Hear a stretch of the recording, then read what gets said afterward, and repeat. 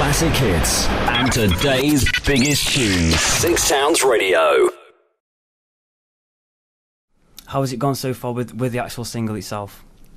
We actually gave it away, so it's hard to judge how successful it's been, because people are always interested in getting something for nothing. But it's been going down well at the live shows. People are kind of getting into that probably the most out of the new songs that we're chucking into the set. You released it, like you say, a digital download for free. Was it important to release it as a free download, do you think? Yeah, absolutely, because we wanted to get as many email addresses off people as possible, so we could bombard them and spam them with future releases. And that's all we did. You know, it was a bit of a trade-off. We give a free track away, and people kind of sign up to our mailing list, and then we could keep them informed. But also, it was important, I think, to give people a chance to kind of get back into the band and have a taste of something for nothing. You know, without putting the hand in the pocket and, you know, get a flavour for the album. Yeah, of course, yeah. So with the album, you started working on it as soon as you finished the previous tour. How did that affect the actual music? Were you fresh going into it?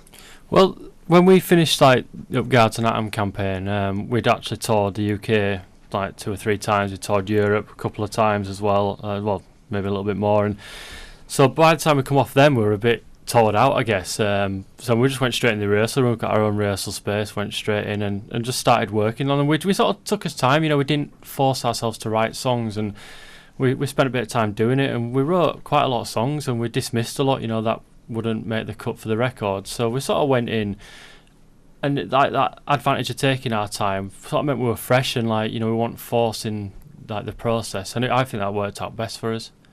In the video, it's a fair hilarious take on a video with Alex Carter from Emmerdale and Hollyoaks. Obviously, you're good mates with him. He's perfect for the role. How did it come about that he actually took part in the video? It's nice that Alex is in the video, because obviously he's a bit of a well-known face, and yeah, he's just good friends with us. He's set up base in Leeds, and we see him hanging about Headingley. But we try not to talk about the Animal videos as much as possible, because from a band point of view, it's a little bit of a clanger. We kind of hate it. And that's me being polite because we're on the radio. It was one of those videos where kind of everybody was having an outside influence of, oh, you need to do this, you should do this, this would be a great idea. And the wore us down a bit, and we just let them get away with what they thought would be a good idea. And it was a mistake we've learned from. Won't be doing it again. That's fair enough then. But with the single itself, you're going for the FA Cup anthem. Yeah. That's obviously exciting in itself, but you've also played the song live in a gig at a stadium. Is that playing in a band and playing in a stadium? That's like everybody's dream, basically. So how do you actually feel doing that? It was pretty cool. I mean, it was sort of a weird one though, you know, like just sort of 10 minutes before the kick-off, and quickly ran on, set up, and it's already set up, sorry, but, you know, played the song. I mean, don't get me wrong, I'd love to play a stadium properly, you know, like a huge stage, and like the, you know, 80,000 at Wembley or whatever. But it was a really good experience. It's something we've never done before, and we had a really good day. And like I say, you can vote for us, and vote for Animal to be the FA Cup anthem. So it'll be the anthem for next season, and then we also make an appearance and performance at half time at Wembley if we won. That is, the winner does that.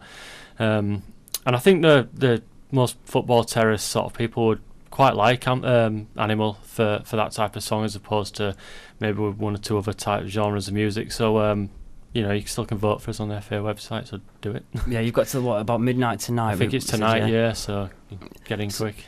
How would you, if you actually won, how would it feel being part of FA Cup history? I think it's something we never really thought about. You know, it's kind of such a left field thing for a band to get the opportunity to do. We've never kind of had a master plan to pen the anthem for the FA Cup. So I think we'll have to take it with a pinch of salt to a certain extent. But like you say, it is history. So it'd be quite an honour to be involved in something. It's one of those things as well where once you've done it and you've got it, you know, no one can take it away from you. In 20 years' time, you can say, when we were the theme tune for the FA Cup. And you grow up watching the FA Cup final, don't you? It's one of those games where it doesn't matter if Stoke are playing Port Vale and it's going to be a crap match, you'll still tune in because it's the FA Cup final. Yeah. So there's loads of heritage there, loads of history, and I'd be proud to put the Pigeon Detectives name to it. You've also got the enemy in the campaign. Sure, there's been a bit of banter between them for the campaign itself. They're quite a humble bunch of lads, the enemy, actually. Yeah, I've seen sound. The tweets have been very much like, we're in great company in this competition, blah, blah, blah. But yeah, we know them quite well, and we actually haven't spoke to them because they got added quite late to the sort of competition.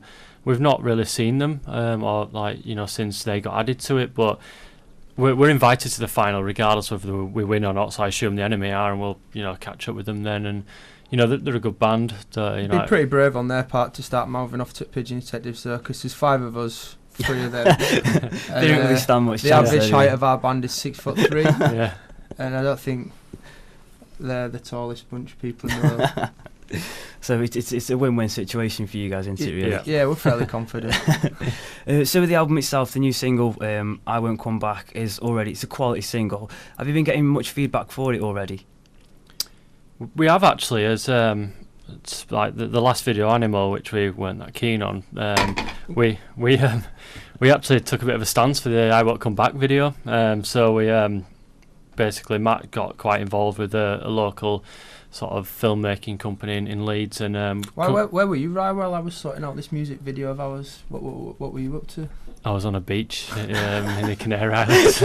Where was Jimmy, by any chance? Was he around? Jimmy, where was he? He was somewhere. He was in Fuengirola. Yeah, he was in Spain somewhere. Everybody went on holiday and just left me. So we left Matt deal with it, but Matt did a good job, collaborating with these people, and basically, the video went up and the hits flew up.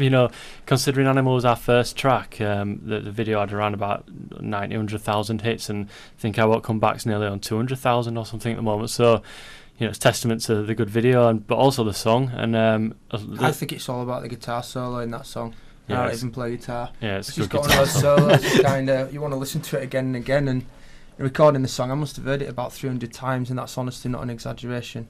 But the guitar solo still makes the hairs on the back of my neck stand up. I really get into it. That's a massive thing when the band yourself like the song, because a lot of bands will record a track and then not long after they'll think actually you'll pick out little bits you don't like, or you might get a bit bored of it. But the fact that you actually still love the track so much says an awful lot.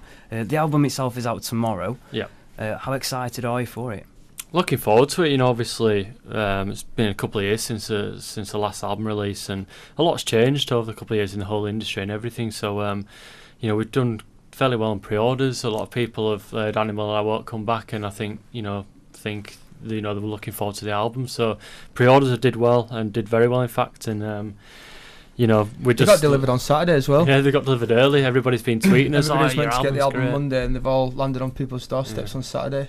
So technically, it's already out there. It's already there. Which takes a bit of a shine off tomorrow, but never mind.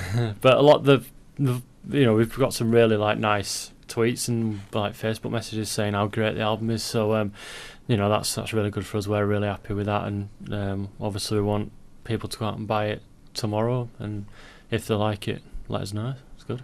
Well, you're headlining the Sugarmill tonight. How good is it to be back in Stoke? Because you've had some memorable gigs in Stoke already. Stoke's always a safe bet for us. When we're kind of liaising with the booking agents and things like that on where we should tour and where we should go, we always kind of throw Stoke into the mix. 'Cause it always does well. We always have a decent crowd. It always sells out. And the crowd seems to just keep getting younger. The kids are mad for it. We played there last year, and I remember we had to stop halfway through because the barrier kind of was lifted 5 inches off the ground, but subsequently moved 5 feet forward. So it's always pretty chaotic. Be a good show tonight. Yeah, you have mentioned that in a previous interview, being excited to come and play here. Is it that for that reason, because the fans are so up for it? Yeah, it's a good venue as well. It lends itself to that kind of old school rock and roll environment. You can smell the audience as well as see them, and kind of sweat dripping off the walls. You almost taste them. Yeah, exactly. And we play similar capacity venues throughout the country that just don't seem to kind of create that same furious atmosphere. So the shape of the room helps, the size of the stage. It's just a really, really good gig. Dressing room's a bit of a dump, but never mind.